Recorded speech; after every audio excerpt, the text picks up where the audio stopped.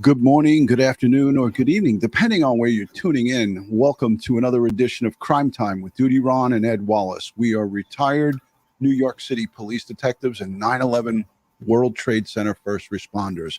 Hey, folks, if you like all things true crime related, you know Popeye does, we just heard him, from the police detective's perspective, please consider hitting the subscribe button. It's free. Hit that notification bell so you get all things Dutyron and this guy in Morocco, Ed Wallace, when we go live or upload another video.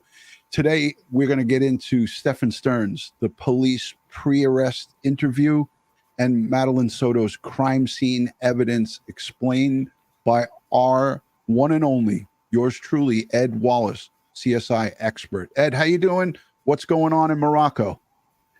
Well, as you may or may not be hearing in the background, the local mosque is calling for prayers right now. So you may hear singing coming over the microphone. But yeah, things are great here. Everything's going well. And we wrapped up 2.5 weeks here in country. Got a few more weeks to go. Yeah. Well, we're all looking forward to you getting back here on U.S. soil so we can go live on a regular basis. But thank you for taking out time during the weekend.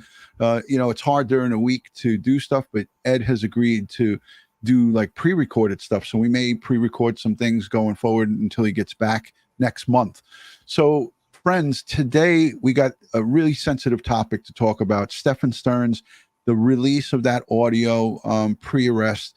It's just, again, horrific to hear it, but it solidifies the inconsistencies in the stories that they told to the media, in the actual real story of what happened to our victim here, poor Madeline Soto. She was left at the hands of Stephan Sterns by her own flesh and blood, by her mother.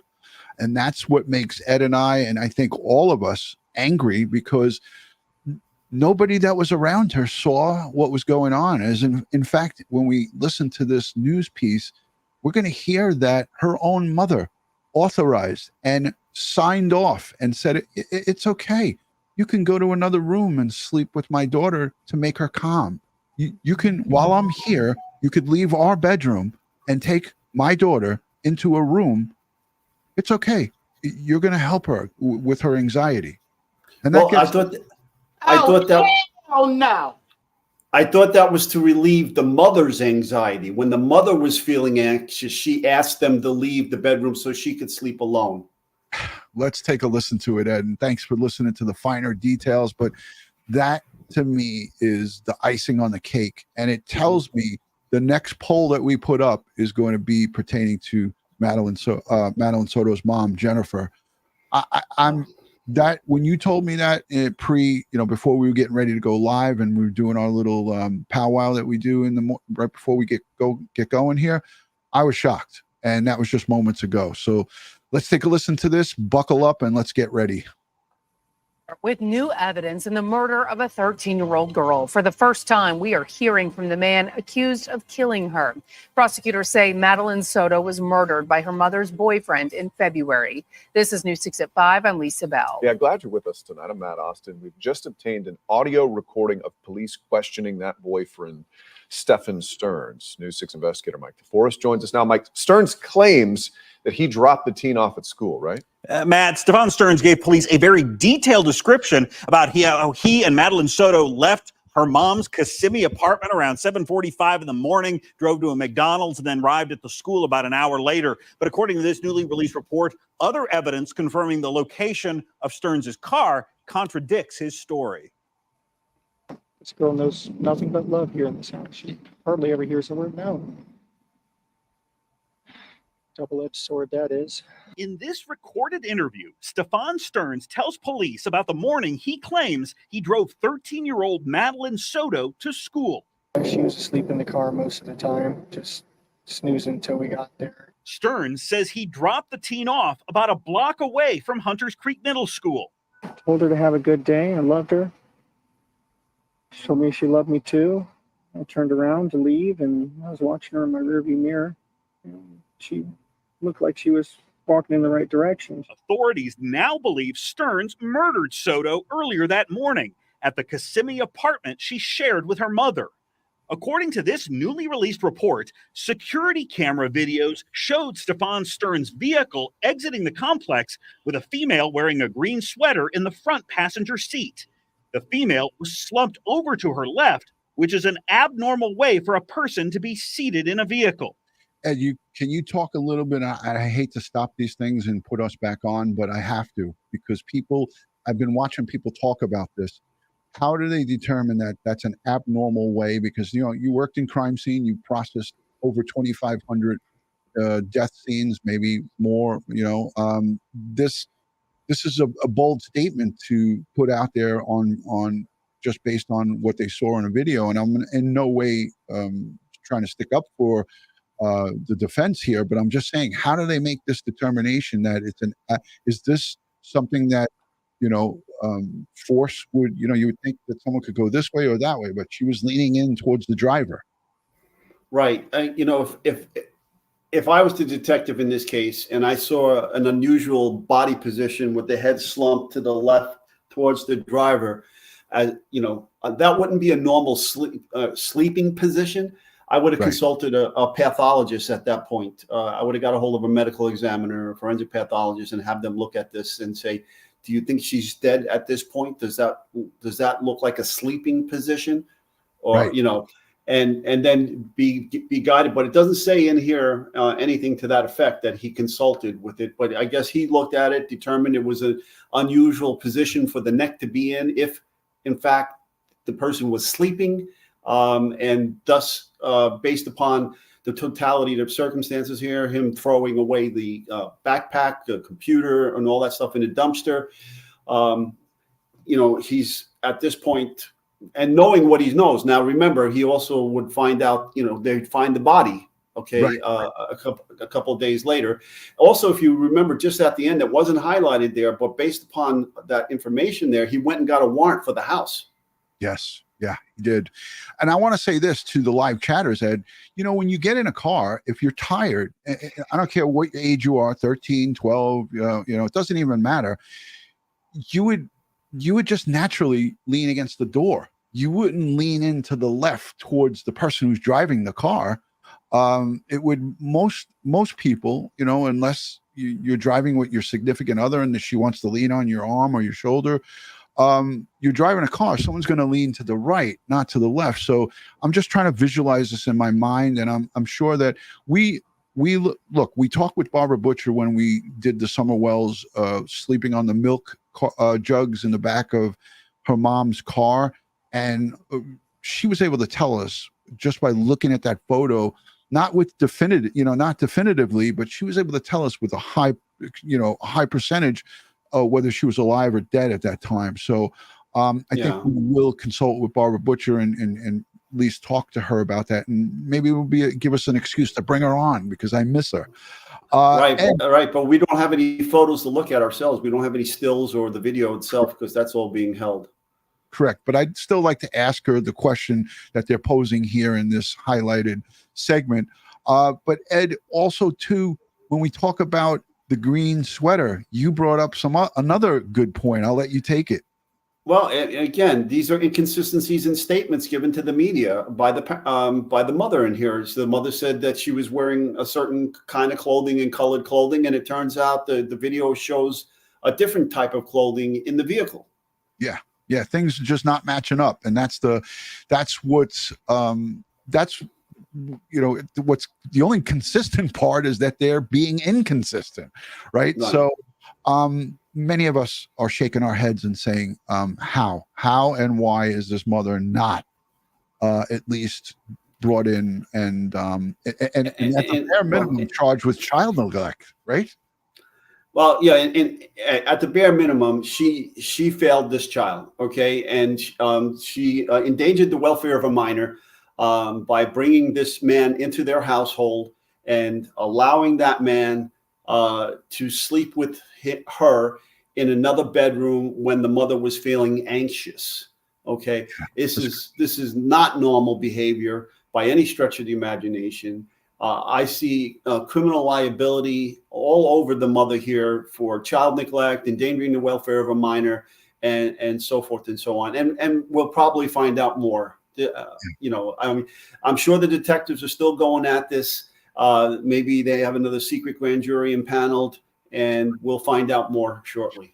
I mean, look at what the massive amount of things that we're going to go over towards the back end of this live stream. Ed's going to cover the forensics, and we're going to talk about, you know, the tire impressions and how a crime scene gets processed outside in the Florida sun, in the Florida heat, 82 degrees. So we're going to get into that. So let's let the rest of this play, and let's listen to the most shocking part, and it comes at the end. So pay attention, folks. I'll replay it a couple of times, but this is shocking, to say the least. And I'm glad that my partner, Ed Wallace, caught it. Camera videos showed Stephan Sterns' vehicle exiting the complex with a female wearing a green sweater in the front passenger seat. The female was slumped over to her left, which is an abnormal way for a person to be seated in a vehicle. She brings a lot of joy. She's a very good girl. It definitely doesn't feel the same around here if she's not here. As police were looking at Sterns' cell phone, they discovered its memory had been wiped out the same day Soto vanished. I don't know what the heck I did, but somehow during the massive OS update, I managed to factory reset my phone and lose all of my contacts. And we all know, and by a show of hands in the chat, put a 1 if you understand this. It takes many different steps, folks, to factory reset your phone. Ed, you did it in front of me when I met you, when we were going to exchange phones. Remember, I was going to give you that new phone and we were going to exchange it.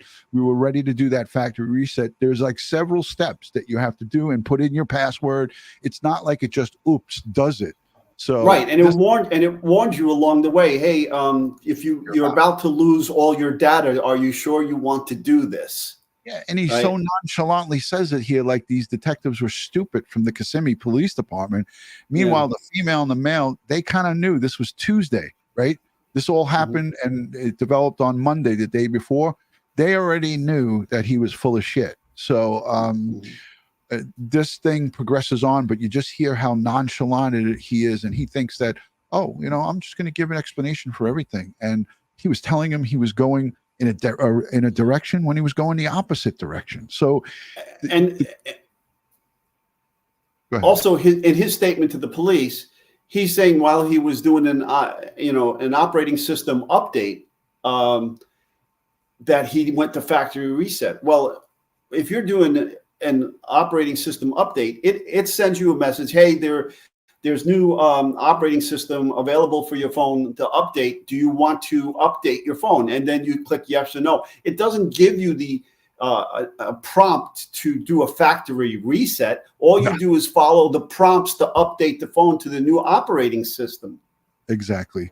We're not all dummies, and he really thought that those detectives were just stupid and that he could probably, sell them, be a snake oil salesman and sell them just any story. But the story, if you listen to 35 minutes, and out of that 35 minutes, there's probably a good 10 minutes of content, like where he's really contradicting the story. The rest of it is just, they're just questioning about certain things. And is this normal? Does she do this? So we've condensed it down, and we'll break it down and we'll go over it with you guys. So let's listen to the rest of this. And the ending of this is what you really got to listen to. It's really important. So let's listen to the end. The massive OS update, I managed to factory reset my phone and lose all of my contacts, all my information. Several days after that interview, police found Soto's body in a wooded area of St. Cloud. By then, police say they had also found several videos allegedly showing Sterns sexually molesting the girl. In one of those videos, according to this report, Sterns can be heard telling the then 8-year-old that she could not play with a phone unless she performed a sex act. Lisa and Matt. Oh, 8 years old, folks. 8 years old. That's gut-wrenching. It just breaks my heart. This is documented. They're not making this story up. This news reporter that we have here on the scene, here on the screen, he's not making this up. Those reports that he has in his hand, that spells it out. That at 8 years old, he told her, "I'll give you a phone, or maybe give you a new phone if you play with this phone. I'll let you play with this phone unless if you do this." Whatever the sex act was, I can only imagine. But at this point in time, this guy is should be up for capital punishment, crimes here, and castration isn't good enough. I'm sorry, it just isn't good enough. I think he forfeited his life. Yeah. I'll say, my brother, that just gets me sick to my stomach. Let's say thank you to a couple of people before we move on. Catherine, thank you for gifting out those memberships. Catherine Joy, a member of this community, and she's gifting out memberships. Thank you for the $20 super sticker. We appreciate the support. The folks who buy cups of coffee, I got tons of those for us, Ed, to read out. Many people, I share it up on X and I repost it. Queensy, thank you for the $3 Canadian. Much appreciated. Mystique, she says, glad to be a member for 13 months. We are honored. Right, Ed? Yes, yes, ma'am. Glad to have you here. Thank you, Mystique. Michael Joseph Murray, who shares all of our videos onto Facebook and all over the planet. Thank you for being a member for 7 months. Michael Joseph Murray, great friend. Liz G, member for 6 months. She says, lock her up. I'll give you an oh hell. No, we got to get an oh hell yes. Hold on. We could do something. What's he gonna do? What's he gonna do when they come for you? Okay, that's enough, Ed. Stop it. Okay. Kimberly Cope, a member for almost 20 months. She says, I'm happy to be here. Emily Parkinson, thank you for being here and being a member and becoming and taking that extra step. Look at who's here. It's the sergeant, retired sergeant. She's saying greetings, sends in a 20 spot to the OG greatest detectives in the world. Wow. That's going a little far, but we'll take it, right? Empanada's on the way. Please get those. Don't make them sweat. Get them over here. Schmitty is a member for 30 whole months, and I had the pleasure of meeting her and having Umberto's Pizza with her in New Hyde Park. She says, I've been saving this for Sir Ed Wallace. Onward. Thank you. All right, Ed, let's reel this back in. Horrific on many fronts, but this is not the worst of it. We heard in that report that Madeline Soto's mom, Jennifer, admits to letting Stephan Sterns sleep with her daughter. And I have that queued up and it's ready to go. But I mean, let's go to the tape. Yeah, what parent, Ed, and I ask you and I ask all of our listening audience, what parent lets somebody who is not the biological father of their daughter, and even at age 10, 11, 12, 13, it's inappropriate in my eyes to sleep the night with even with your own. I just, for me, I don't know. I mean, I don't have girls, but like even with my own boys, they would come in the bed and, run in when they were little, they would get scared in the middle of the night. We'd let them. But, at 10 or 12 or 13 years old, I'm not sleeping in the same bed with my boys. I'm just not doing it. It's inappropriate. But she signed off on it. She said it was okay. So let's listen to this, Ed. She's got a lot of explaining to do. Question News continues to pour through new documents and review audio from accused killer and child rapist Stephan Sterns. At one point, while detectives were questioning the mother of 13-year-old Madeline Soto, she described the couple's sleeping arrangements with the teen. West 2's Greg Fox. Get ready to throw up in your mouth because it's coming, folks. Fox is here now in studio. And Greg, this case is becoming more disturbing as we move closer to trial. It is, and it's important to point out up front, Sterns is the only one charged with sexual assaults and murder. Madeline Soto's mother has not been charged in connection with any of the crimes that her boyfriend is facing. And as you'll see right now, she provides details that helped police build their case. Documents obtained from the state attorney's office reveal that Stephan Sterns had an on-again, off-again 7-year relationship with Madeline Soto's mother. Those documents also indicate the pornographic images allegedly found on Sterns' cell phone date back at least 2 years and depict vile acts of sexual abuse. In March, detectives provided sworn statements of their discussions with Jennifer Soto and Stephan Sterns. Jennifer Soto stated while they were together, Jennifer, Stephen, and Madeline would either all sleep in the same bed or Madeline would sleep with her when Stephan was not there. When asked if it was normal that Stephan and Madeline would sleep together without her being there, and she said yes. She said yes. I got to put that back. You got to continue it too. I'm gonna. When asked if it was normal that Stephan and Madeline would sleep together without her being there, remember, she worked nights. She didn't even attend her birthday party, even though it wasn't Madeline's birthday on Sunday night. But her mom went to work, and when I questioned that, when I said on February 25th, that was a Sunday, the 25th, that her mom couldn't take the day off to celebrate her daughter's 13th birthday, people came at me and attacked me like, how dare you? People sometimes can't take off from work. Well, guess what? When it comes to your own flesh and blood, you make arrangements to take off from work, and you tell your employer or employer that, hey, my family is important to me. I want to be there for my daughter's 13th birthday. And since this wasn't her birthday, actual birthday anyhow, then you plan it on a day that you're off. Correct.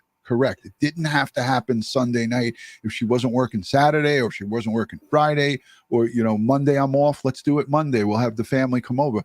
So she knew something was up, because mysteriously, the very next day, Madeline Soto goes and disappears in the middle of the night sometime. We don't know what time, but we know that she never made it out of that house alive. And my curiosity says, how did Stephan Sterns get her out of that house?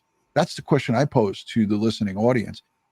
Did he roll her up into a carpet? Did he take her and put a sheet over her and throw her over his shoulder and put her in the car? Did he take her out to the car alive and kill her in the car? We don't know. Well, it's obvious. What we do know is that the statement the mother gave to the press about seeing the daughter the morning she disappeared is all lies. It's all lies. And that's why we're all outraged at why. Why isn't she not hogtied and dragged in and locked up? But we don't know the specifics. There has to be, and we know this as investigators, there has to be more in place than just suspicion. Hey, you can't lock somebody up because they're acting suspiciously and things don't add up. You need to have those dots connected. And they apparently don't have those dots connected at this time. So let's let this roll. Get ready to throw up in your mouth, because the worst is coming. It was normal that Stephan and Madeline would sleep together without her being there, and she said yes. Jennifer Soto stated if she needed a good night's sleep due to her anxiety, she would ask them, Stephan and Madeline, to sleep in a different bedroom. In another statement, Ed, you caught that, because I thought she was saying about Madeline's anxiety, but she was referring to her own anxiety. So for her own betterment, for her own self, she would say, you know what, Stephan, you and my daughter, my teenage daughter, or my daughter in her single-digit years, could you leave this room and go to a private room where so I can have the bed to myself and you two could sleep outside the bedroom? Now. Yeah, I every time I see the guy's face, I can't look at him anymore. I just can't. All right. I look away. I look away too. But I mean, this takes it to another level. And stated Madeline always needed human contact when going to sleep. Stephan referred to it as snuggling. The conversations with Sterns came to an abrupt end when detectives revealed images allegedly found on Sterns' phone. Now, this is that deputy that transported him there. Again, I don't want to bring that back up, but that irked me to no end with this thing, like being super nice to somebody who has these charges, even if he didn't know the inner workings or the details of it. You know the charges. Come on, guy. So it's just crazy, Ed. It's insane. Are those sirens on your end there? Yeah, it's in the background here. Okay, no problem. Depicting sex with the 13-year-old girl. West 2 News also obtained an audio recording of detectives interviewing Sterns the day after Maddie disappeared.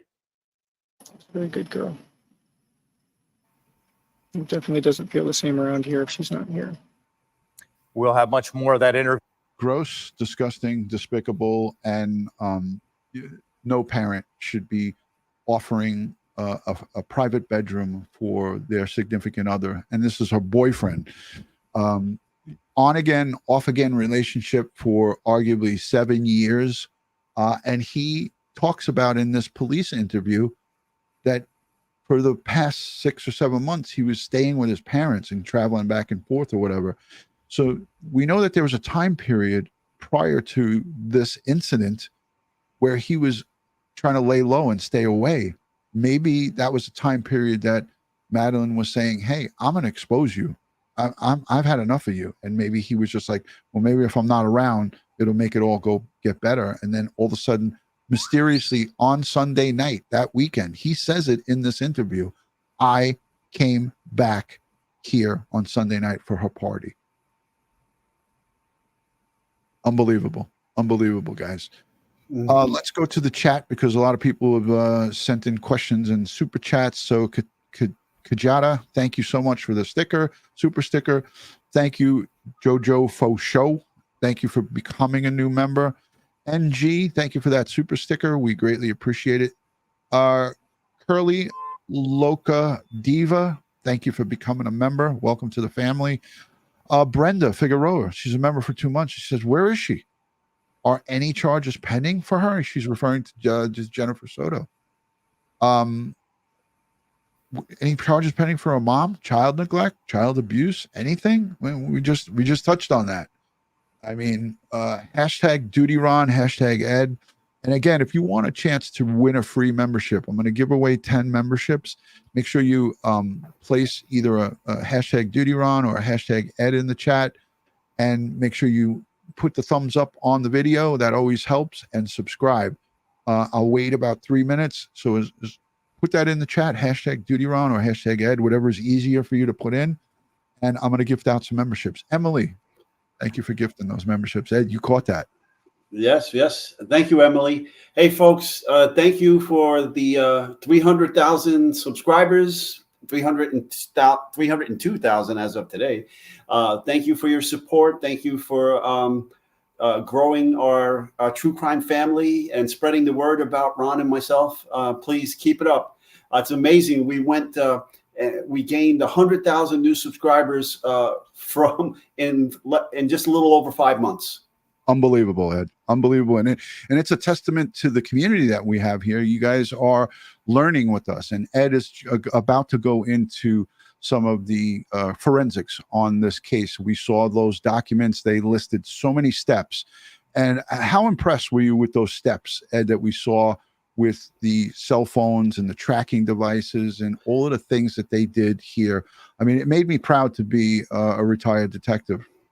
What about you, Ed? Oh, yeah, 100%. And they dotted their I's, they're crossing their T's. They're very thorough. Yeah, so let's bring up the paperwork and we'll take a good look at it now, and I'll break some stuff down. Yeah, so before we segue into it, I just had one more piece because I just remembered it's only a couple of minutes long, but I wanted to do this one right before we go into it because this also is some good coverage. And WESH2 from down in that area, these local reporters are doing a fantastic job. Don't get me wrong. I love Court TV and Law and Crime. They do great stuff.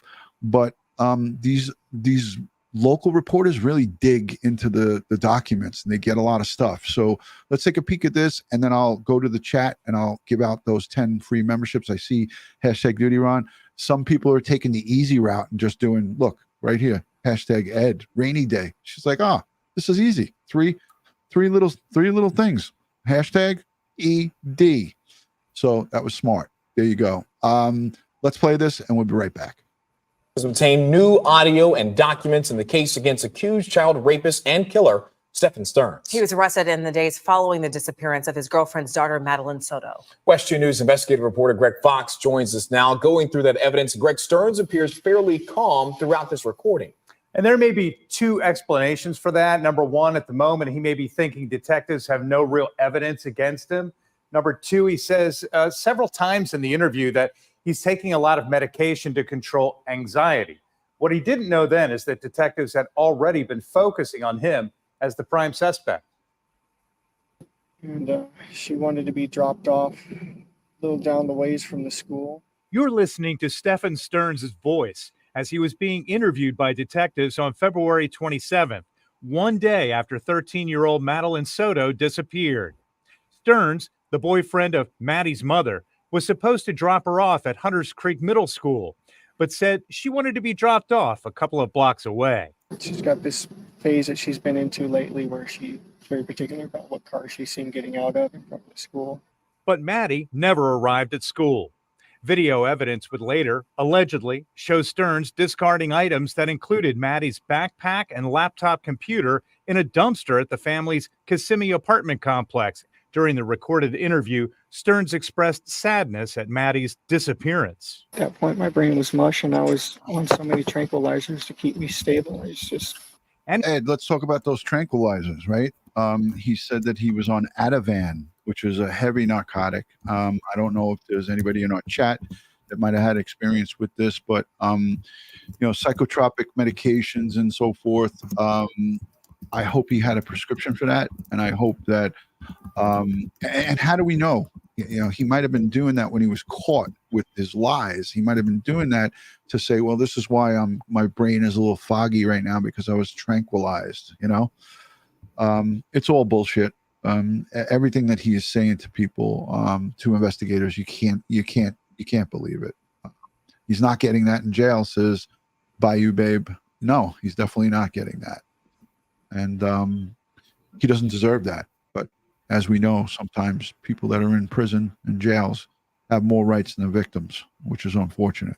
He gave this explanation about why most of the information on his phone was deleted. I don't know what the heck I did, but somehow during the massive OS update, I managed to factory reset my phone and lose all of my contacts, all my information. Investigators would later retrieve images from the phone that prompted the initial charges against Sterns of sexual battery on a child under 12.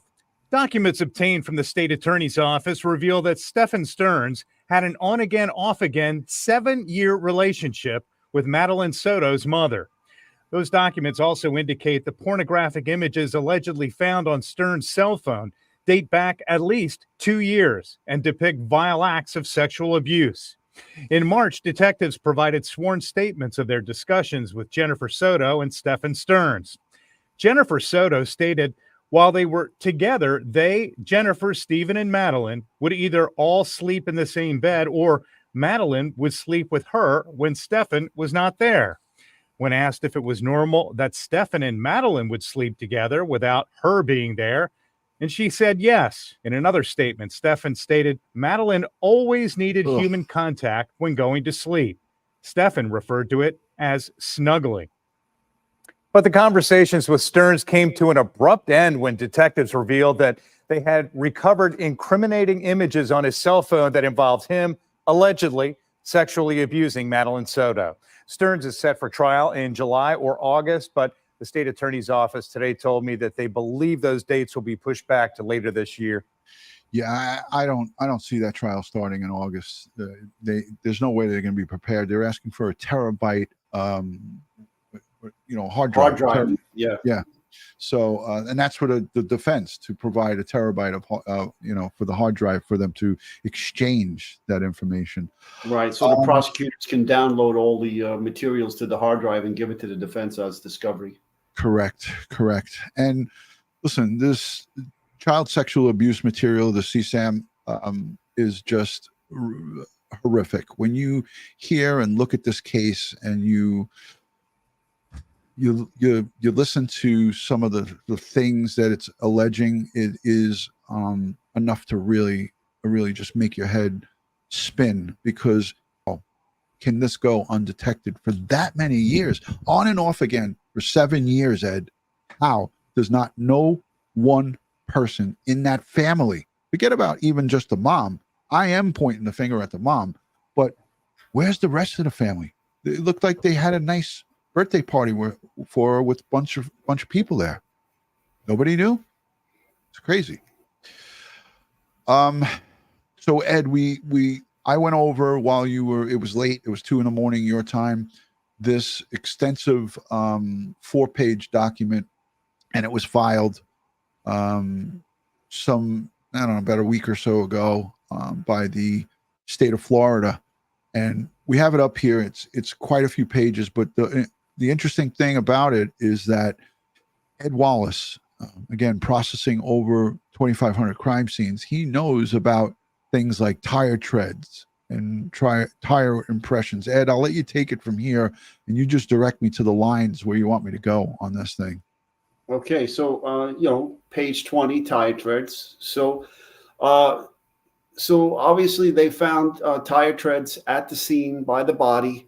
He already implicated himself by saying he had a flat tire in that area.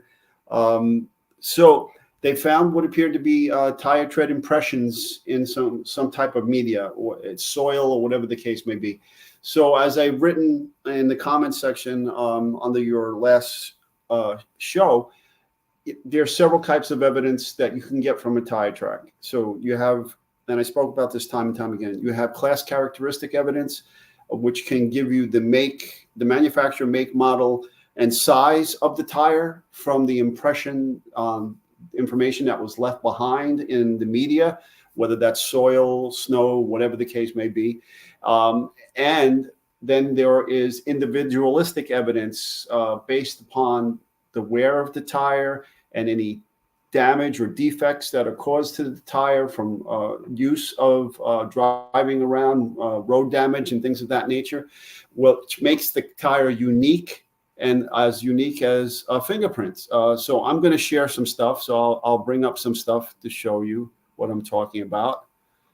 So what we would do is we would do a sketch.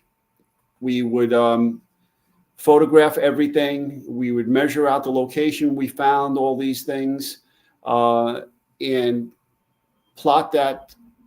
In addition, then we would laser scan the tire tread, and then if it was appropriate, we would cast it with what's called dental stone, and a trademark name of one type of dental stone is called blue rock. Okay, so can everybody see this? So wait, so you're saying they take impressions like they would do at the dentist office, Ed, of his Stephan Sterns tire tracks? The ones found at the crime scene. Okay. Yeah. Later on, they get a warrant, seize the vehicles, and then they would get an exemplar. So can you see what I'm projecting here now? Yeah, I could see it. I could see it. Okay. So on the left is the tire impression left at a crime scene. On the right, once we seize the vehicle, we're going to photograph each of the tires. We're going to scan them, 3D laser scan them now. And then we're going to roll an inked impression. That's what you're looking at here. This is an inked exemplar of a tire. And they're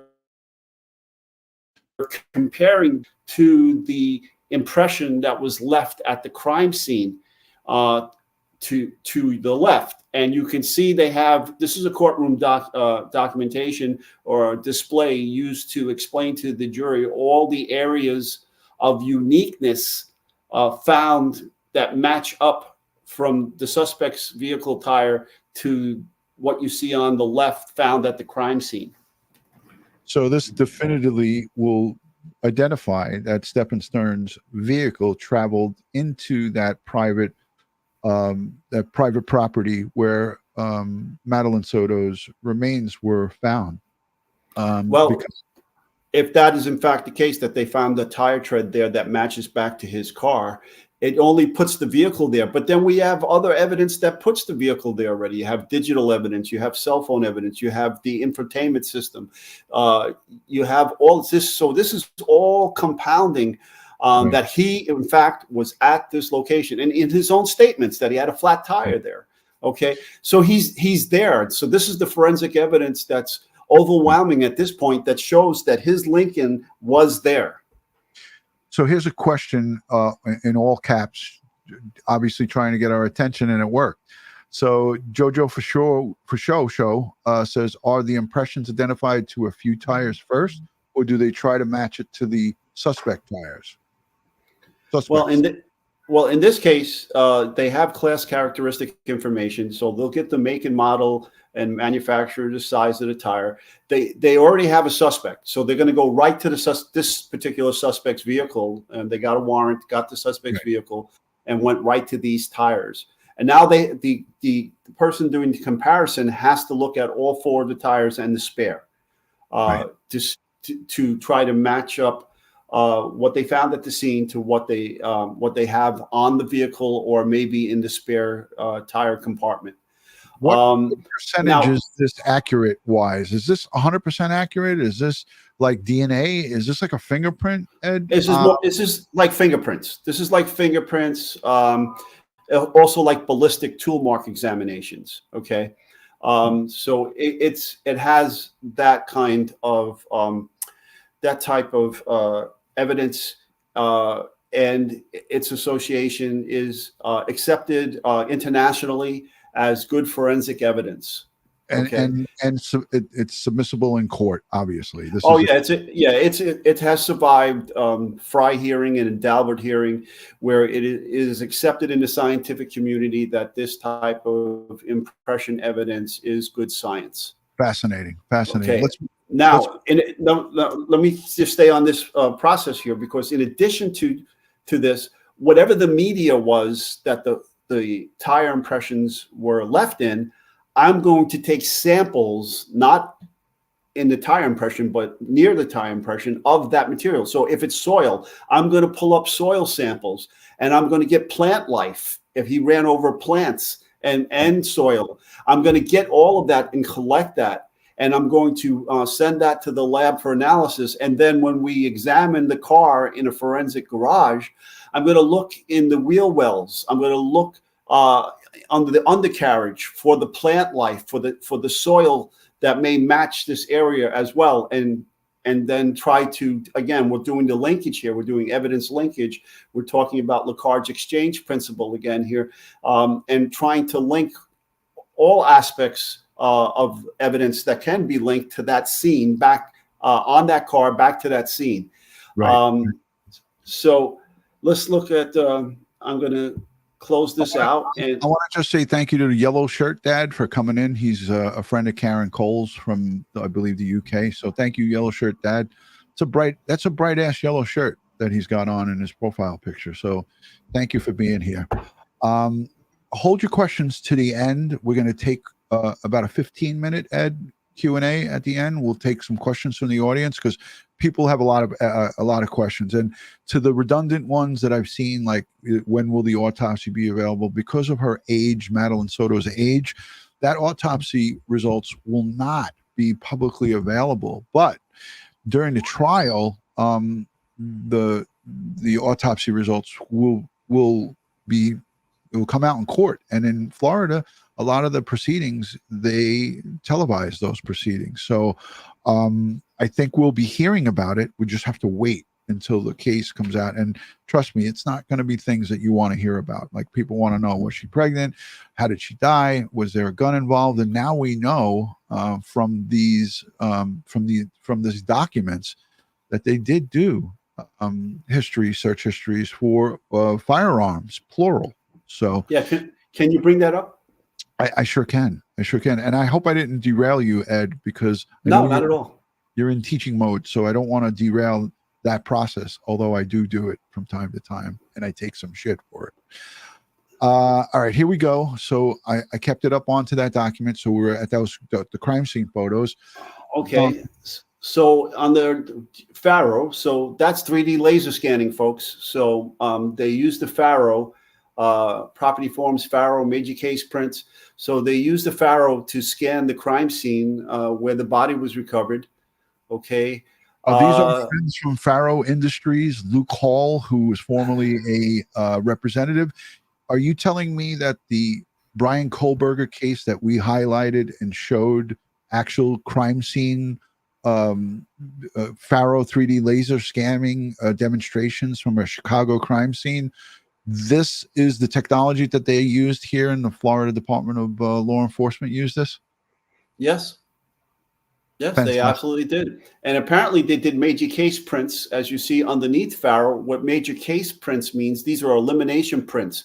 So they'll take Stephan, they'll take the mother, and they will not only fingerprint their digits, but their whole palm.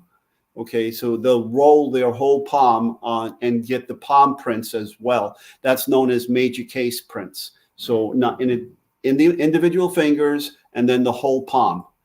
Okay, so let's see what else I can see up here. So they want all the affidavits. We have a Discord. We have a Discord, right? But they have they did a search warrant affidavit for Maddie's Discord. Now we don't know if she was using Discord or if this creep, Stephan Sterns, created an account for her and used her pictures. And I'm not saying the despicable pictures, but he could have just used a profile picture of her, or perhaps maybe one of the Disney animes that he was collecting, this freak. And I call him a freak, and I'm being nice by saying that because I could be saying a lot worse things that we'd have to bleep out. But he could have created this Discord and was luring and trying to lure other young kids, young victims, by using an account. This is commonly done by pedophiles, folks. We see it all the time. He could have created this Discord account and used it to communicate, to try to lure in other victims. Affidavit for a Google Gmail, sustenance. He uses this quite a bit. And sometime during the week, I think on Monday night, I know it's going to be 2:00 in the morning, your time when I go live, I'm going to have Oblivious Benson. She's an online sleuth, and she knows about all of the dark web and all of the craziness of Stephan Sterns. And she's done some digging, and we're going to bring you guys a special on Stephan Sterns. She has tracked his online footprint and the things that he was doing and the accounts that he had, stuff that I would never have been able to uncover myself because A, I don't have the time, and B, I'm just, I don't want to see that stuff. But she has uncovered it, and we're going to do a special on Monday night. So I'm looking forward to that. So here's the Google and the affidavit for the Lincoln. Ed, I want you to talk about, Tom, our auto crimes expert, Tommy Burke. I reached out to him, and he was away on vacation with his wife, but he answered me. He said the Lincoln MKZ, the Ford Motor Company, has the best stuff to get as an investigator. Like, you could get the most from their onboard computers, their infotainment system, and then all of their stuff. And I gave him the model and the year, and he was like, oh, they're going to get a shitload of information from his car. So that's awesome. That's awesome. And again, every piece of the evidence is nailing the coffin shut on this guy. All right. Yeah, and we want to see him. We want to see him get the max. And the max, if you guys haven't checked out the poll, we have a running poll. Should Stephan Sterns, should the state of Florida, the district attorney's office, the state prosecutor, should he seek capital punishment for Stephan Sterns? It's just a simple yes or no. I haven't looked at the poll lately, but I anticipate that we'll get quite a few thousand votes in that poll, and I'll give you that poll at the end. It's pinned at the top of the chat. You should be able to see it. It's there. Instagram, Little Figment. So a pen register affidavit for the Instagram Little Figment. Ed, do you know much about the pen registers? No, that electronic forensics there. Right. I did a little digging into it, and it is, again, tracking for activity, outgoing activity, and so forth. Let's go down to the list. 21 people here. Go ahead. I thought I counted 22, but 21 different ranks, different detectives, different sergeants, corporal, doing all kinds of stuff. And here's the application for the T-Mobile tracking device that they placed on the 2012 Honda Civic, the 2010 Lincoln MKZ, and the 2022 Nissan. They're tracking the movements of the vehicle, of these vehicles. Why? Because things don't add up. And they were able to go to a court and go to a judge and get tracking devices for these 3 cars. So that's interesting. And it's showing you how much work they were doing, right, Ed? Yeah. So, if that's the application, and if it was granted, so then they would go and sneak up on the vehicles and put the tracking device on the vehicles without them knowing about it. And so kudos to the police again, dotting their I's, crossing their T's, and tracking these movements here, just in case, somebody tried to skedaddle. So awesome work here. And just everything that I'm reading is making me so happy that they're going to have such a strong case against this guy that he'd be silly, not to take a plea or to he's going to lose. Let's just put it that way. He's going to lose. They're not going to offer a plea deal. And a lot of people were asking me about this. This is not a case, folks. Let me repeat that. This is not a case that you as a prosecutor would offer a plea deal to this. Not to him, but to the mother. They're probably going to offer something to the mother. If she has additional information. Absolutely. And I say this with extreme conviction.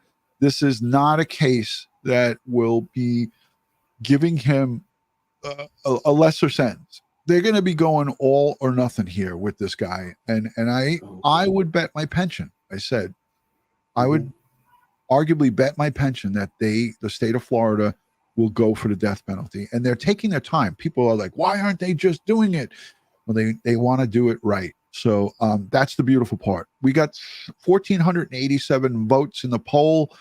Will the state seek capital punishment for Stephan Sterns? Your vote matters. 1,488 votes, 96% say yes, 4% say no. 4% say no.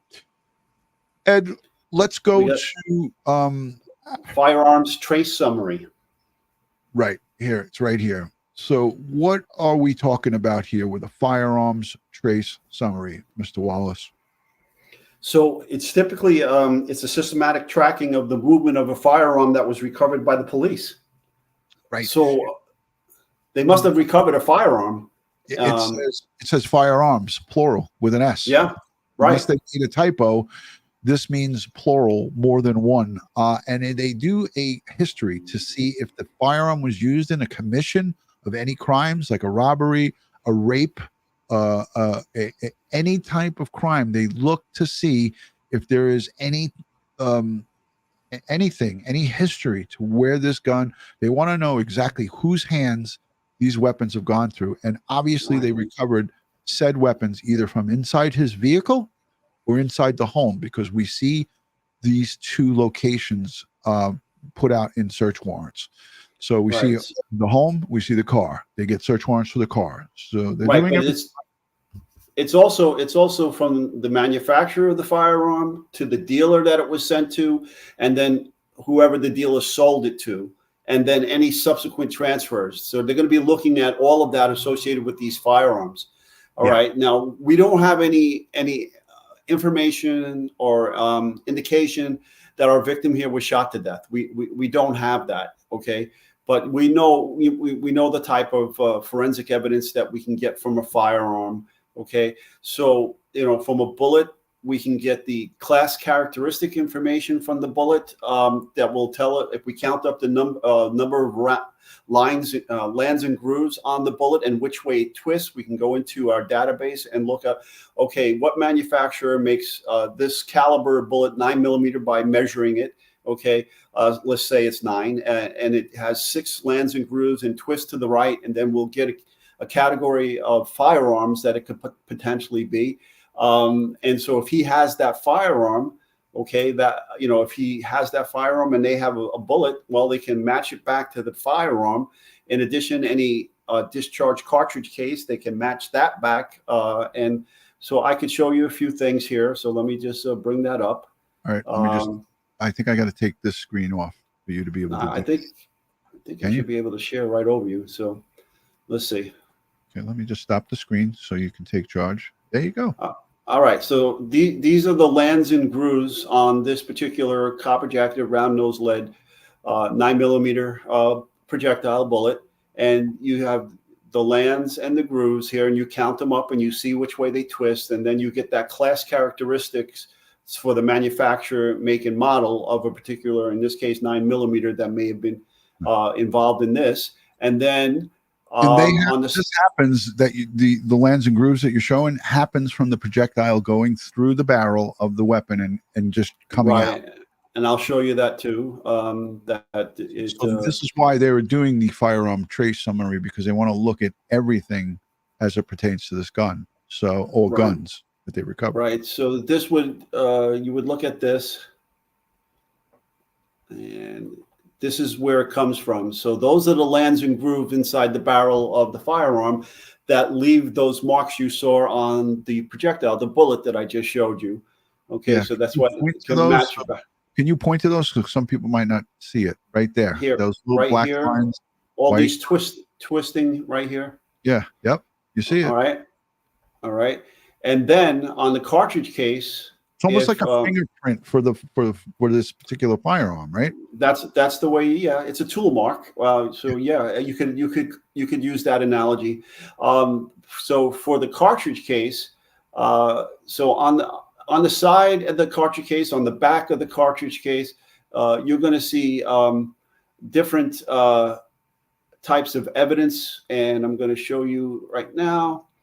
So can everybody see this? Now, on my right, where my arrow is the inside of a semi-automatic firearm, 1911 here. So this yellow ring that's marked 3 would be associated with the yellow ring on the left side, photograph bottom, and that is an extractor, okay? An extractor mark that grabs the edge of the cartridge, and it will, when the slide goes forward, it will, and there's a magazine that normally sits in here with live ammo. It will strip ammo out of there, and this will grab onto this edge seen here. Okay. Right. This is the breech face, and this is where the firing pin comes out. So you see these series of straight up and down parallel lines. Those are called breech face marks, and they are also microscopically compared and can link a cartridge case back to that. This is the firing pin impression, and the firing pin is located right here. So it leaves a unique mark on here, and they can match it up to the gun as well. This in green, mark number 4, that is the ejector, and it scratches along the side of the cartridge case and pushes this cartridge out of this ejection port. When the slide goes back after firing a live round, the gases are used to push the slide back, eject this cartridge, allows the slide to go forward and strip a new live round back out of the magazine and into the chamber of the firearm. Right. Hey, I wanted to highlight this message. Joyce says, I'm pretty sure she was strangled or suffocated. If she was killed at home, the neighbors would have heard the gunshot. It doesn't necessarily mean that she was killed at home, because as I stated earlier in this live stream, there's no definitive way for the police to say that she was definitely dead inside that car. She could have been just passed out. He could have put something over her mouth just to get her to pass out, and God forbid done unthinkable things that he had done to her in the past again on that same day, and then drove her out to that lot, that field on that farmer's property, and then shot her out there. We don't know if she was shot, but also he could have put a pillow in front of the gun. He could have silenced the gun. There's any number of ways. I've had cases in New York City where they put a towel and pillow in front of the gun, and none of the neighbors heard the shot that killed a wife in her house by her husband. You know, so you can't say that definitively, but we don't know that a gun was involved at all. But we know from this application that they obviously got their hands on some guns from somebody involved in this, that they were doing this check. Firearms, plural, trace summary. So they're doing this check, not just because, you know, well, look, if they did a search warrant, like I was explaining in the last live stream that I did on this solo, in many of our search warrants where we were going for the primary target was drugs, we would find guns, because where you have drugs, you have guns, right? And we would recover firearms that were not used against. It wasn't the target of our search. But we would take those firearms and do these same things. We do a firearms trace history. You would do the whole search, and it would go through the Fed system. And you'd see everything where this firearm's been. If it was stolen from another cop somewhere, a lot of times we would get that, reported stolen from North Carolina or wherever, and we would recover it in an apartment in New York City with a bunch of drugs. So this could mean nothing, or it could mean something, So, so to answer this question, yeah, an employer cannot stop you from owning firearms. Okay, they can stop you from bringing. Yeah, right. From bringing it to Disney, yes, absolutely. But other than that, they can't stop you from owning firearms.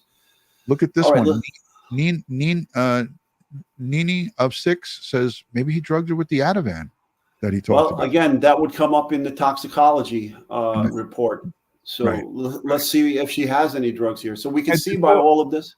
Yeah, before we move forward, I just want us to say, if you're new, let us know by saying new in the chat. Welcome to all the new people that are just stumbling across this live stream or watching it on a replay. We appreciate the live interaction in the audience. And I want to tell everybody a little quick thing. I received an email from my last live stream I did on Chad Daybell. And the email was, I'm not going to say who it was from, but it was from someone who just was watching. And it was a female, and she said, I really hate when you talk to the people in the audience and you don't stick to what you're talking about. And I say this to anybody. Ed and I are live streamers. We are here for you, the viewing audience. We love you guys, and we can't just ignore you during the course of an hour live stream. So yeah, we're going to engage with you. So if you just want to solely see an uploaded video, this is not the place, because we do that. But we, and Ed, correct me if I'm wrong, we love the interaction from our live audience. Yes, Ed? absolutely. And we're here to educate and give you our opinion based upon our years of experience and training and certifications and all that.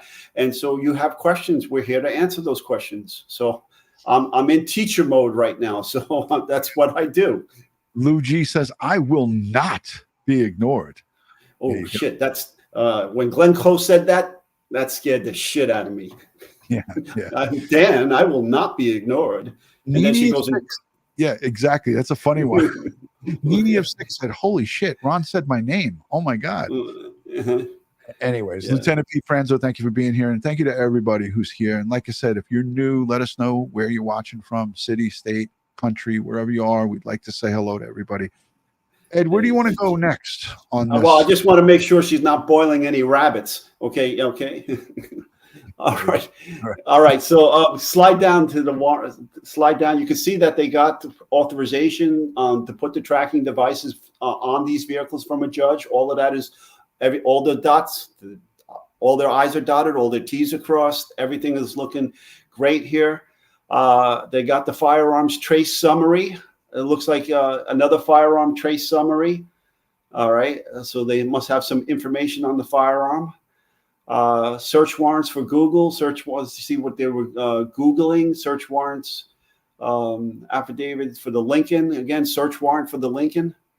Yep.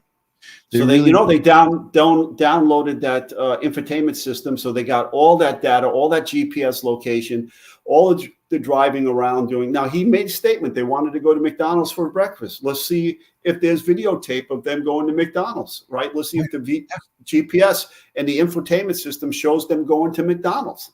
And they already know from the video, probably from the outside of the McDonald's, that he's full of shit and that he didn't ever go into that McDonald's. Jojo Holland, welcome from England. Ed, we got people from all over the place watching us. Now here's some good information. So they tapped their telephones, okay, and set up a trap, and we're conducting monitoring operations. Where are we seeing it? Oh, right here. Warrant target device. Yeah, I went over this. And it lists, look, there's a 718 number right there. Yeah, that's Brooklyn. I asked people too, and I'll say it again. Don't go calling these numbers, because maybe the tracks or maybe the traces are still on them. So don't want to be part of an investigation. So I wouldn't recommend calling these numbers. Applications, and then it's so the application for, and then when they get them, they confirm it. But here's something too that's interesting and it says on patrol guide page, on the command patrol log page 338 to 407. It says Madeline Soto, Dr. Kumaguru, Behavioral Health, and then him again, Orlando Psychiatrics Associates. The two, I believe, Stephan, in the pre-recorded before he was arrested audio mentioned something about her having a diagnosis of being on the spectrum, autism, and then her getting treatment and so forth. This probably obviously has to do with that, and that would put them in that area. They went and got warrants for all this stuff, and they did it the right way. Page 408 to 450, and that's 40 some odd pages, Ed.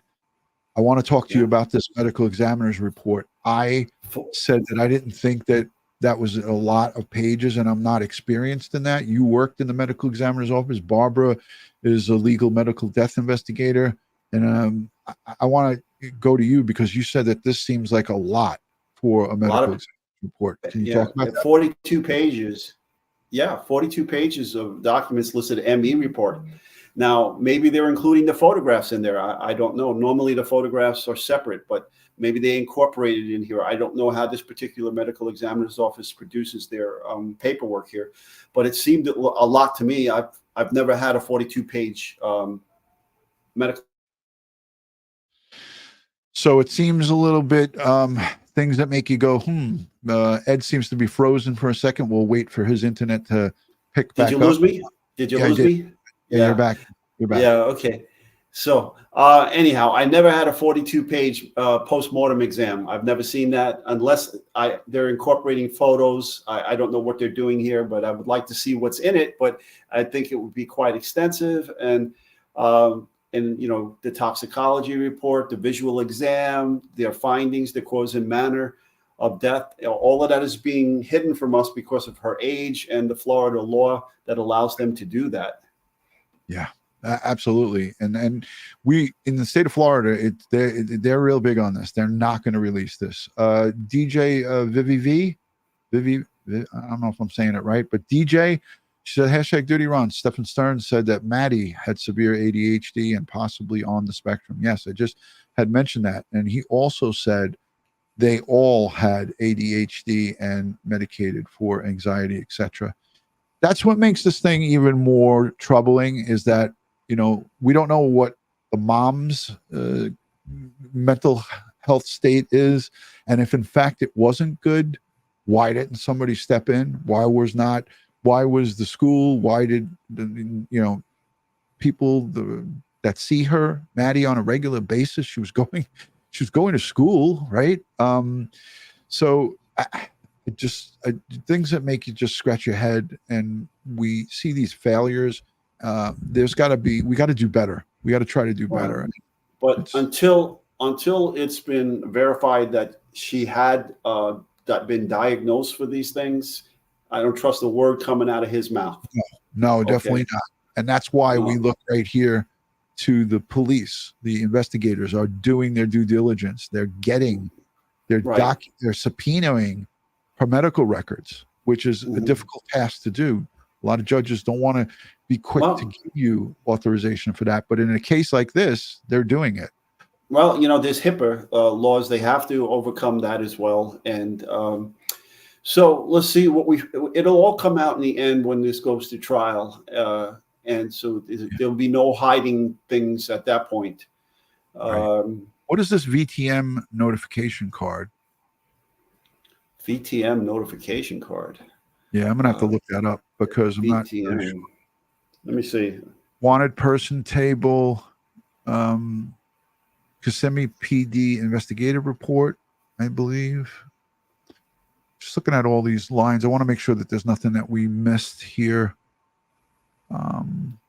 This is the Florida Department of Law Enforcement case tracking form. So the FDLE in their lab.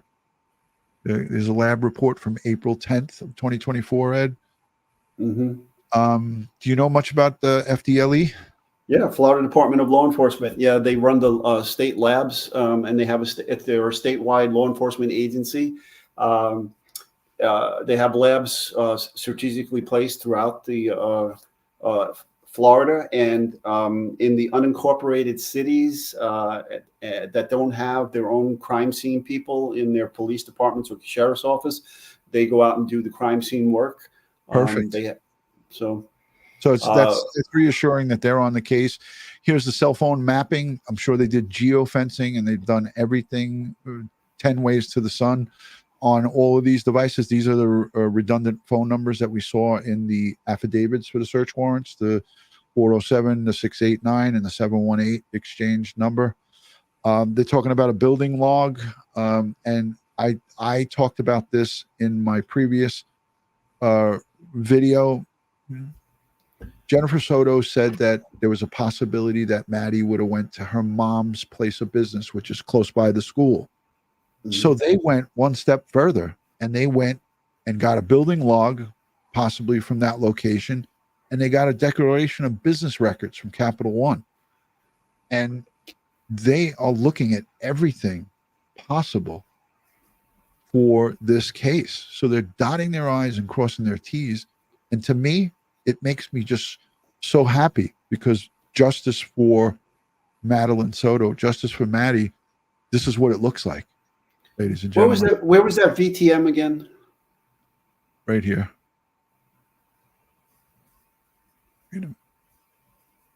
Right here. Notification card. That might be something internally, I think. Anybody know what the VTM notification card is? I thought it might be vehicle tracking. I don't know. Vehicle tracking and monitoring notification card. I don't know. We'll check it out. We'll look into it. I'm sure one of our cyber sleuths will figure that one out. But again, it's a different department than what we operate in. So it's, some of these things, the acronyms that they use. So I wanted to get down to the bottom in all the FDLE reports, lab reports, Orange County Sheriff evidence. They're involved in this case. The following media has been sent by mail on May 6th. Digital media, number 2, DVD, the medical examiner photos. Digital media, number 3, a DVD, Orange County forensic photos. That has to be crime scene related, Ed? Forensic photos? Yeah. Orange County. And then a DVD number 4, more Orange County forensic photos. And then the following. Go ahead. Those photos can be a combination of the scene and the lab photos. Okay. All right. The following media is available for copy. Digital media number 1, 1 terabyte hard drive. Please provide the 1 terabyte hard drive for copy to be created and provided to the defense. Just so you know, 250 to 300 full-length feature films could be held on a 1 terabyte hard drive. 250,000 to 300,000 photographs. So that's a lot. You can fit a lot of stuff on a 1 terabyte hard drive, and I don't think they're asking for something that is, outrageously larger than what they need. It's something that they feel and anticipate that they're going to need 1 terabyte to share what they need to share with the defense as a part of discovery. The following media is only available via appointment at the state attorney's office. Digital media containing the defendant's cell phone download. That's all the horror that we hear on Stephan Sterns' cell phone. The search warrant return of the defendant's Google account. Remember in the audio that we listened to, and then we didn't listen to it all, but in the audio that was just released, he said to the detective, "I think I'm signed out of my Google account." And she goes, "Give me your phone." And he handed her phone, and he said, I'm pretty sure I'm signed out of it. And that's when he told the stupid, silly story that he, in an iOS update, he wiped his phone. That crazy bullshit story. So it was at that point that he made up his silly excuse. This evidence is to be viewed by appointment only at the office of the state attorneys, as it contains CSAM, and we all know what that means. So it's very sensitive and very disturbing images and photos and videos and so forth. All right. Ed, we did a whole hour and 15 minutes. Let's go to. Do you have anything else about crime scene that you'd want to add to this? No, I mean, based upon the information that is in there, that's all I could cover at this time without having seen anything else. Right, and nobody's going to really get that information. They're not going to share that until trial commences, I would imagine. So let's go to the hashtag Dutyrons and hashtag Eds. Look at this one. I love it. Jojo for Show is saying, I accidentally reset my work schedule. Okay. Let's go to some of the questions, because there were a ton of them, and I apologize to the people who have been asking them, but now is the time. Hashtag Ed, hashtag Dutyron. We're going to take 5 or 10 minutes to look at these questions, and then I'm going to queue up some of the audio. If you guys want to hear the audio, I'll play a little bit. Ed's going to have to go. But did you give away the memberships? I did. I gave away 10.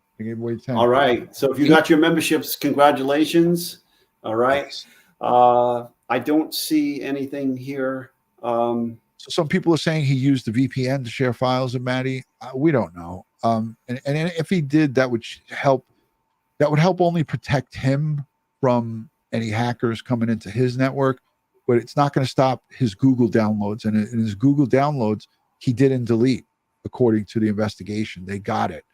I just saw one fly by. Kachada. I know I'm botching that name. Kachada T says, Dutyron and Ed, is sensitive evidence like this strategically buried for the majority of the investigators so they themselves don't have to get traumatized? How do they deal with it all? That's a good question. No, it's not blurred for the majority of the investigators. Everybody has a breaking point. So, it's up to the individual investigators to understand when they're suffering post-traumatic stress disorder from their work, and to seek help where possible. And there's no shame in this. We can only carry so much weight before we break. So everybody has to understand what's the right way to deal with it and what's the wrong way to deal with it. And that's why in law enforcement, we have such a high rate of divorce and we have such a high rate of suicide. Yeah. Okay. So there's no shame in seeking help. And unfortunately, though, certain departments don't deal with this correctly and only make matters worse. And he does that, and we know it. We lived it. We worked in the department. Mm-hmm. You would come forward and say that you needed help. You would be on a long, lengthy road of being, stripped of your gun and your shield and working behind a desk. And, sometimes you need to have that done, but at the same time, it Right. does stop people from coming forward because they don't do what they're going to say they're going to do, and that's help you. They actually hurt you. Alicia says, hashtag Dutyron, and this is, everybody feels this way. Why does he not have to show his gosh darn face in court? Why is he getting away with skipping out on these appearances? And the judge is allowing it. And I don't know if it's because of state laws, but they suck. Those laws suck. He should be have to face the cameras and come into the courtroom to these judicial hearings. What do you think, Ed? Yeah, I agree. But it's according to it's their law. It's the law that gives them the right not to be there. They have the right to face their accuser, and they also seem to have the right not to face their accuser. So it's not fair. All right. Thank you very much, Infamous Truth Teller. Thank you. I appreciate that. Yeah, everybody loves the input and the education that you share with us here. And Stark Jerk, first time ever seeing this one. I kind of like that screen name, but whatever. Stark Jerk says, I want to clear up a common misconception that ADHD meds make you a zombie. It depends on the type of ADHD you have. My medication makes me hyperactive, with the laugh face, because I'm a zombie without it. So yeah, I mean, there's so many different meds out there, and if you take it not to prescription, like if you take more of it, it might have a different reaction to you and so forth. Lindsay Shea says, great show. Well, we thank you. And this is why we do this. We do this to interact and engage with you guys and educate you, because there's so much misinformation that's out there. And there's so many people that are talking out their ass about this case. I know that Ed and I, we feel good after we do these shows because we give it to you from a police detective's perspective, and we're not sugarcoating anything. We're not creating drama or sensationalism. We're talking to you about how these investigations go and what the potentiality is for the future. So if you like that, this is a place for you. Some people don't want to hear the truth. They want to hear the stories. And if you like the stories, this is definitely not, we're not storytellers, although we do sometimes tell police stories, right, Ed? Mm-hmm. Dutyron, thank you for coming into, you and Ed are the best. I think that was supposed to be YouTube. Yeah, Okay. YouTube. Yep. Okay. All right, Thank Ed, you. I know, I got to run, guys.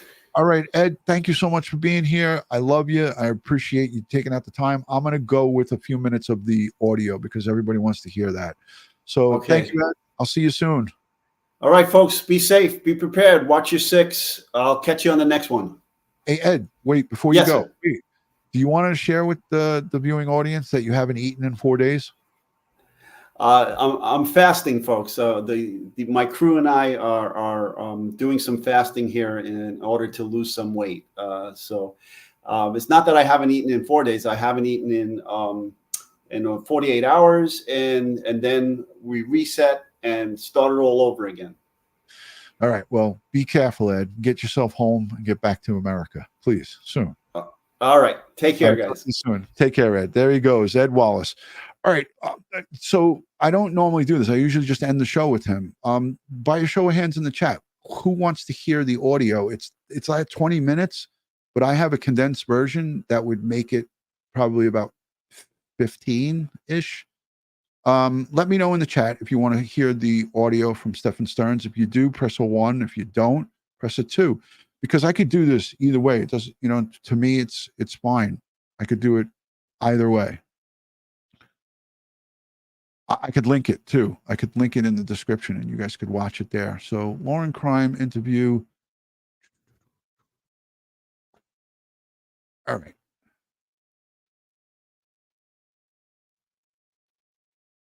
People want to hear it. I see it. I see it. I hear it. I hear it.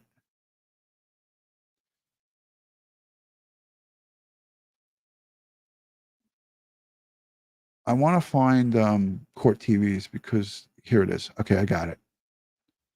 All right, you ready? Because I love Vinny. I love Vinny Politan. He's a great guy. I agree.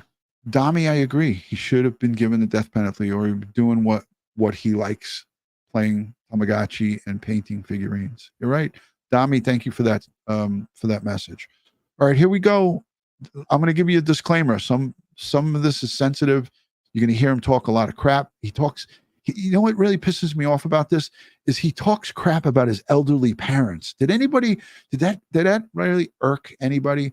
He talked his elderly parents that can't hear good. He said it's really a hassle for him to take care of them. Like what a piece of shit to say that. Like it really shows you what kind of a low-life, vile person Stephan Sterns is that he's talking to the police about his parents being a hassle. Like what? Makes it even worse, All right, let's listen to our good friend Vinny. So if you suffer from any type of PTSD or anything like that, you're going to hear Stephan Sterns talking shit right now. I'm Vinny Politan. Thank you so much for joining us. This hour is not going to be easy. It's going to be a tough one. It's going to be very difficult. We're going to learn a lot more about what happened to a little girl named Madeline Soto down in Florida. Had just celebrated her 13th birthday. This picture from the prior birthday. She was murdered. She was living with her mother, Jen, and her mother's boyfriend, a man named Stephan Sterns. He's the one charged with her murder. He's charged with a whole lot more than that. He's been arrested. He's waived all his appearances in court, so we haven't really heard much from him except the television interviews that he did. WFTV got an interview with him. Tonight, right now, what I'm going to play for you just released audio of his police interview. And remember, at this time, in terms of context, Madeline Soto is missing. She hasn't been found murdered yet. And they haven't found all of those images on the phone of Stephan Sterns yet. I could tell you this, Buttercup. Ed is gone. I know that you're probably not on live chat, but there was no, at least released, essay in his past criminal history. Not that I've seen, not that's been made public. So the answer to that is no, as of like me searching and publicly released information. Could he have some of that in his past? I'm not so sure that that would be able to be hidden or sealed records, unless it was when he was a minor. If he was a minor and he committed some type of sexual assault or sexual crime, it could get sealed. But as an adult, no. So I hope that answers your question. Take a listen. I know that you already spoke to the other detective, right? About. Do you guys want me to put closed captions on for this? Put a 1 in the chat if you want closed captions, or just say yes. Or if you want me to, because sometimes the closed captions are wrong, but there's a lot that you can't hear. Like he talks fast. So would you guys like me to put the closed captions on or not?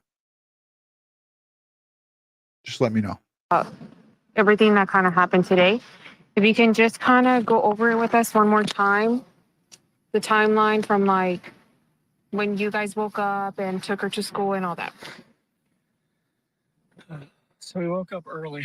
The plan was that we were going to get McDonald's breakfast on the way. So we made amazingly good time. I don't mean to interrupt you, okay? Neither of us were here yesterday. So if you can be kind of like specific about like time. This interview is on Tuesday.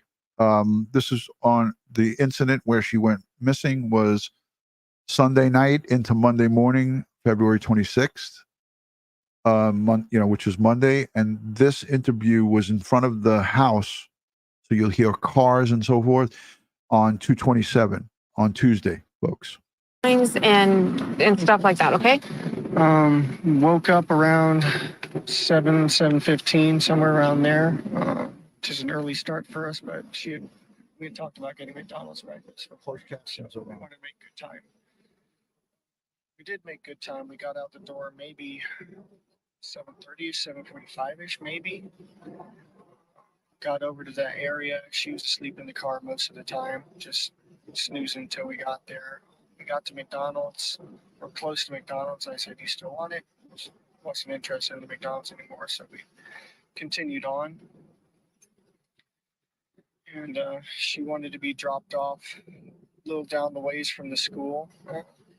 She's got this phase that she's been into lately where she's very particular about what car she's seen getting out of in front of the school. She prefers her mom's car, but my cars are, I guess, kind of hoopties. I get it. It's an image thing. But that was sometime probably between 8:20 and 8:40-ish. Somewhere in there. It was along the stretch of the road that on the right side that has all the communities on it. Before you get to the overpass, you could see the overpass from where it was. So it was on that side, on that stretch of road, and that's where I dropped her off. She said she was going to go wait for her friends. She was going to go find them and hang out and wait for her friends. And I asked if that was going to be okay. She said, "Yeah, it's fine. Kids get dropped off early enough as it is. It's not totally unusual for that to happen. It's just not usually that early that I drop her off. I do school runs every once in a while for her." I said, "Okay, let her out. Have a good day. Love you. Thanks. Love you too."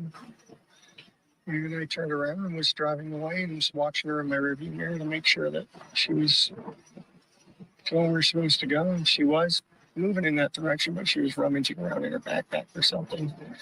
What I assumed was probably headphones or something like that. But I found out later that she forgot her phone here, so she may have been rummaging for her phone. But she was still kind of making her way towards that direction, so it looked okay. It looked like any other day. And I just continued on. After you dropped her off, what did you do? They had talked to her for a minute. I made sure, is it all right that you're going early? Because it was still early. She said, yeah, it's fine. I'm going to hang out and wait for my friends to get there, which she does sometimes. So it didn't sound, outrageous or anything. That was it. Told her to have a good day. I loved her. She told me she loved me too. I turned around to leave, and I was watching her in my rearview mirror.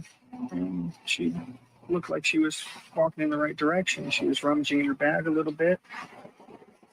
What parent leaves a daughter at 13 years old a block or so away or a distance away from the school and thinks that that's okay and thinks that it's okay to tell the police that? That's why this story from the get-go was it just stinked to high heavens. And when he did that interview, and they did that interview with the local news outlet there, it was unbelievable. Right out of the gate. It was right out of the gate. It just stunk. It was a oh hell no right out of the gate. Oh hell no! They said, but still sort of just shambling in the right direction while she was doing it. So it looked normal. It looked okay. Okay, and then what did you do after you left the area? I left to go to the local vape shop because I needed some more vape juice. They weren't quite open yet, so I ended up going back home. Waited about an hour or so and then went back and checked the vape shop again. It was open, so I got what I needed there and came back. Do you remember what time you came home? The first time was probably right around 10, close to it. And then I waited here and went back to the vape shop. Probably finished at the vape shop and came back home again a little after 11. And then what'd you do after that?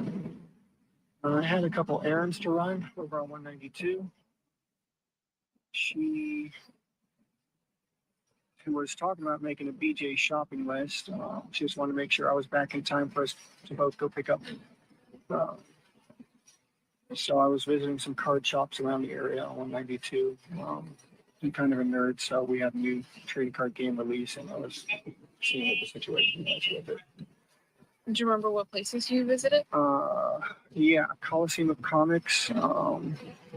Stopped by a couple of Targets, and I was going to go to House Rules Games down by Oak and 192.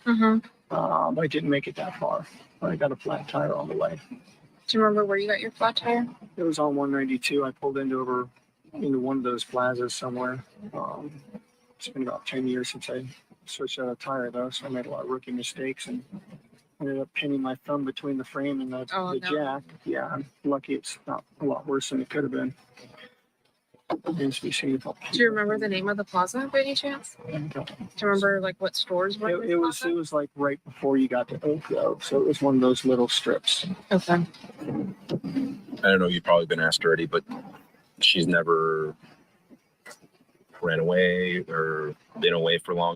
I don't care what is a common drop-off site. Let me just highlight this one. Caller on Nancy Grace said the grounds and parking lot are shared with school. It's a common alternate drop-off. I looked at this, and it's not something that I would drop my son off to at 13 years old. And I don't know about you guys, but what kid do you know wants to walk in the morning, especially when it was stated by Stephan Sterns that she was sleeping, that she was tired? We know that this isn't true, but it all doesn't add up. What kid wants to be dropped off in 80-degree temperatures in the morning in Florida to walk to their school because they're ashamed of the parent's car? Give me a fucking break. That certain period of amount of time. No, she's very dependent on us. I don't think she'd know what to do if she did run away.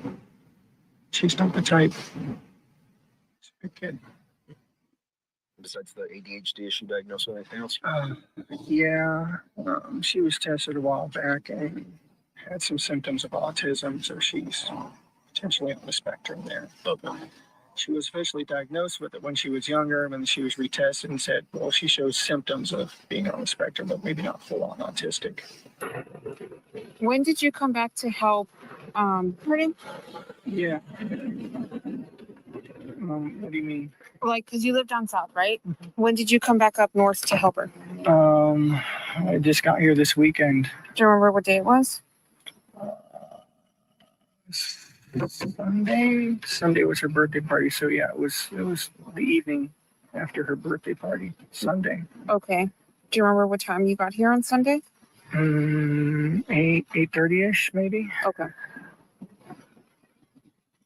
Just in time to make sure that she was doing all her nighttime routines. Waiting for her mom to get home.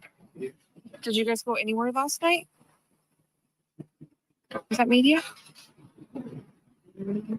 Maybe. I think Fox 35 or something. Let me tell him to use the paper towel. Okay. I don't recall. You have to ask her if we went anywhere. I don't recall. I was so zonked out on Ativan at that point. Okay. I was a wreck. I don't. And this would have been when? Yes, thank you. I don't recall us going anywhere last night, but honestly, at that point, my brain was mush, and I was on so many tranquilizers to keep me stable. It's just. My brain was mush, and I was on so many tranquilizers to keep my brain stable. The Ativan? Yeah. You make a U-turn, you go back to the McDonald's. But you said that she still doesn't want the McDonald's. Still doesn't want it. She was just going to eat the Danishes that I had given her. So you're going up here now, still northbound on Jonghyuk Parkway. Mm-hmm. You make a left at Town Center this time. Town Center, then make a right onto, yes. And then you drop her off around like dropped her off around halfway up the road there. So keep in mind, all of this is still northbound. Okay. Right? You're still northbound on Jonghyuk Parkway. Yeah. So why is your car seen going southbound at 8:10?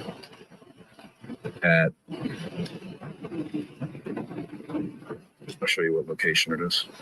So this detective is calling him out because they already knew, they had already tracked his car before they interviewed him here, and they caught him in a lie, but they didn't outright say it. They just wanted him to explain it.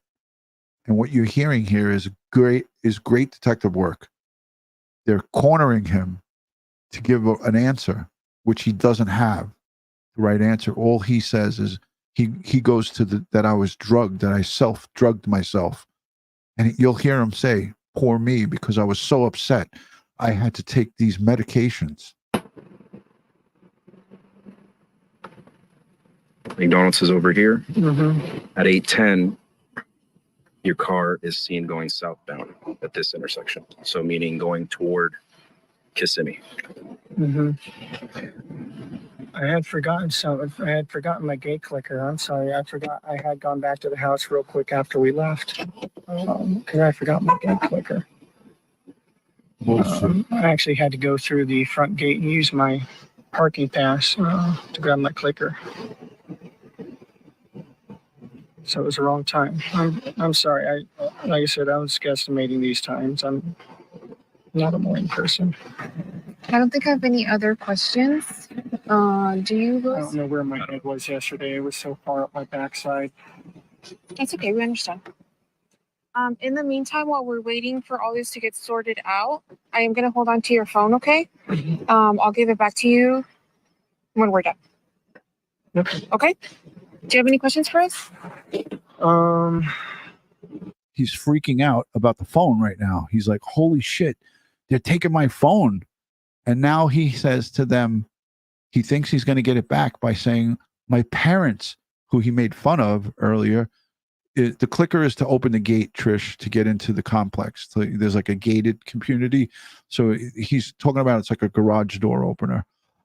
So now he's going to be like, oh, my parents need me, even though I just told you I can't stand them.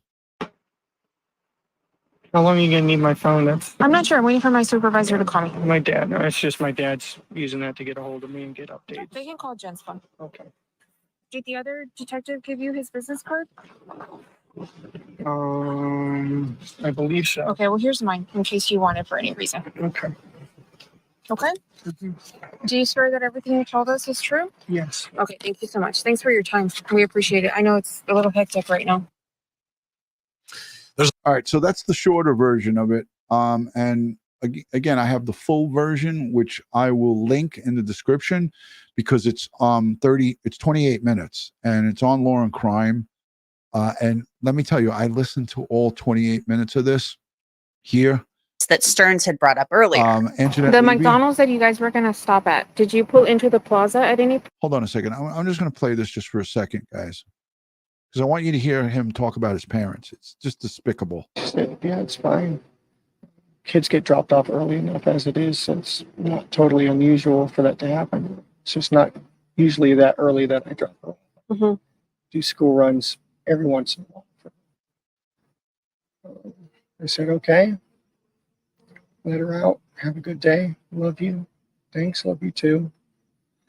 And I turned around and was driving away and our way towards that direction. So it looked okay. Looked like any other day. And I just continued on.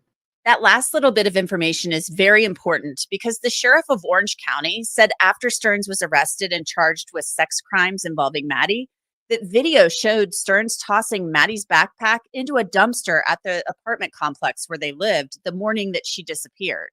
We have video evidence that shows Stephan Sterns discarding items in a dumpster in that apartment complex in Kissimmee at 7:35 on Monday, February 26.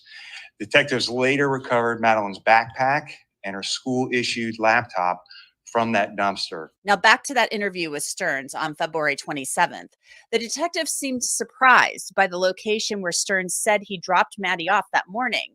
And you can tell they were looking at a map while talking with him. Yeah, where's the church? Is this the church here? There is Yep, that's the church. Okay, so we weren't up to the church yet. So we were pulled on to here, and then we pulled maybe about halfway up here, and I dropped her off somewhere in this area here. And she walked from there to the school? Yeah. It's a pretty long way. It's maybe a block or so, but it's not out of the ordinary for her. She likes to do that sometimes. You heard those detectives. You dropped her off there, the female detective says.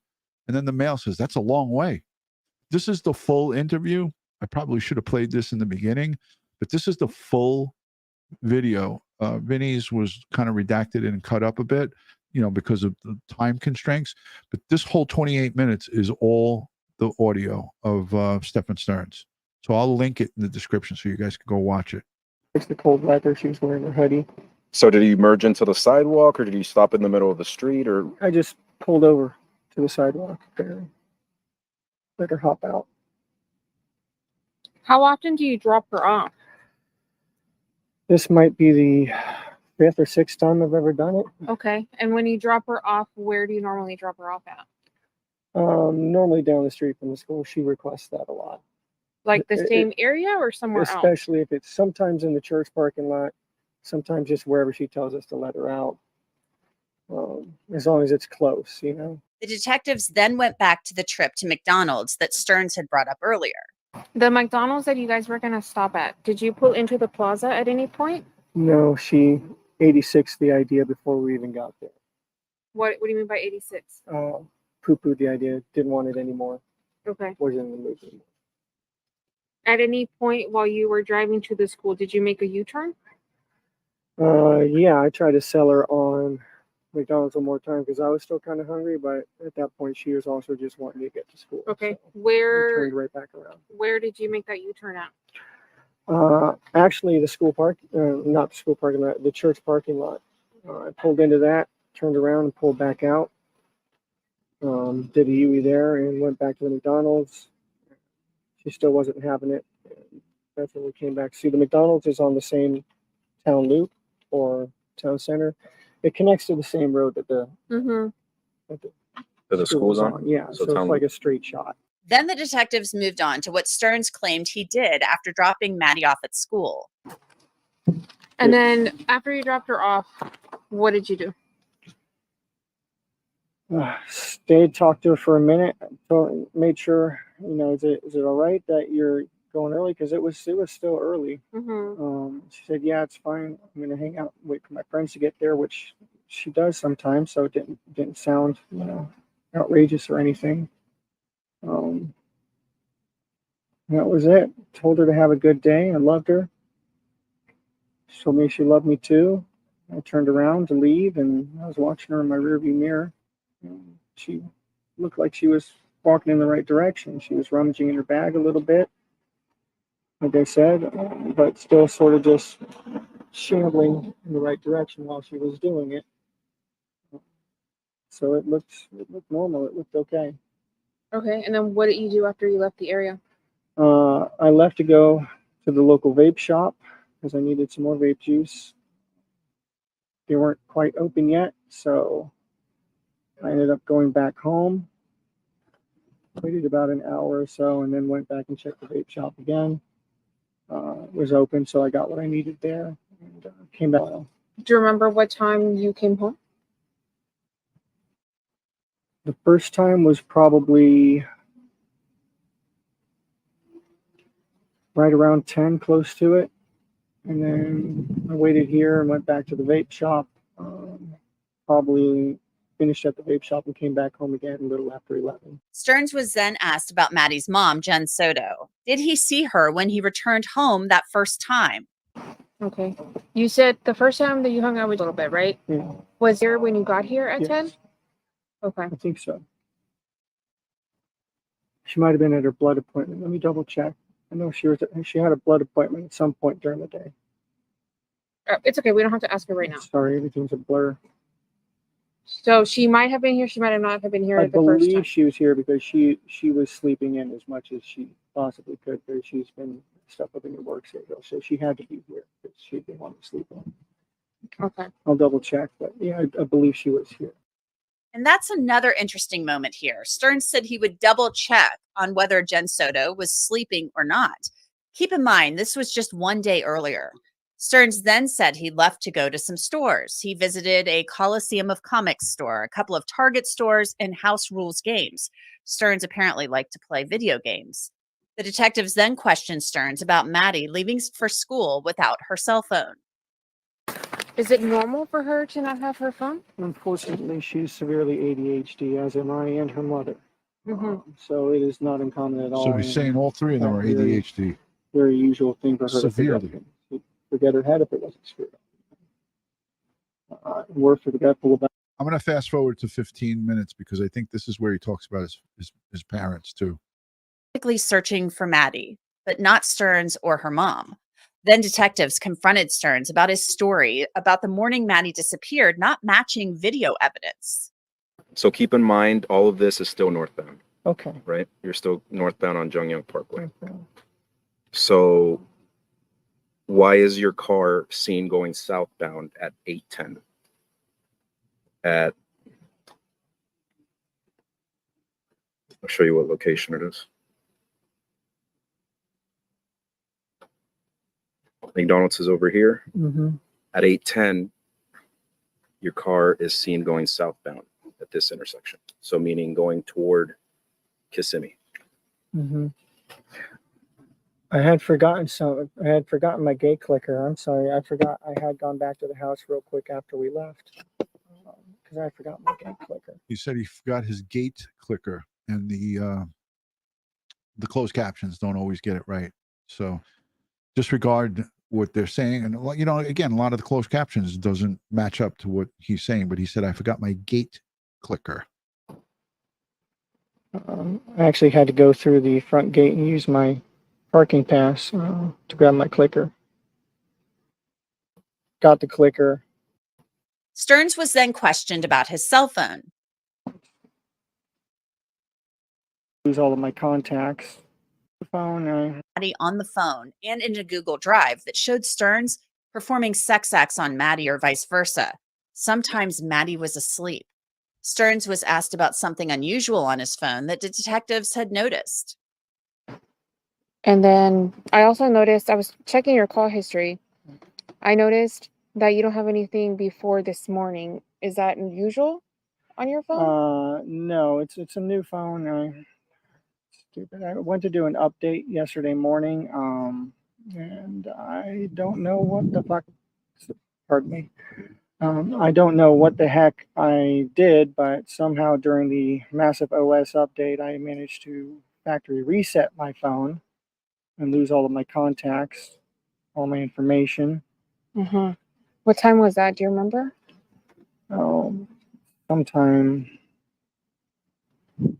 while I was hanging out with her. I looked at her and said, what did I just do? Okay.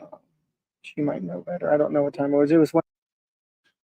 All right. So again, I'm going to link this in the description. There's no question in my mind that he used some type of drugs to put her to sleep or to do the things that he did to her. There's no question in my mind. I feel the same way you guys do feel. I'm going to link it in the description. You guys can go watch it. I got to get out of here because I got a couple of things to do, and I got the boss waiting for me. So on behalf of Crime Time with Dutyron and Ed Wallace, we want to thank you for watching. I want to thank you for being here. Thank you to the new subscribers, the old subscribers, the folks that are becoming members and sending us cups of coffee, and the super chatters. They're all here. I listed them all. Jeff, thank you for your super chat. Thank you so much. Joe Fauchot, thank you for that. I hope I'm saying your name right. Heather, welcome to the memberships. And again, we're going to continue to follow this. Ed Wallace and I are, again, very, very glued to this case. We want to see it through. Sherilyn, thank you. Thank you for being here. Joey, and thank you for being a moderator. Pete Pranzo, Lieutenant, Harlem Raiders, hoorah. Thank you to everyone that's been here for a long time, and the replay viewers. You guys are awesome. On behalf of Crime Time with Dutyron and Ed Wallace, we want to say thank you for your support, your friendship, your input. Your input means a lot to us. And we thank you so much for friends past, current, and future for being here, being a part of this community. On behalf of Crime Time with Dutyron and Ed Wallace, we wish you a very good weekend. God bless each and every one of us here in the chat, but especially our victim, Madeline Soto.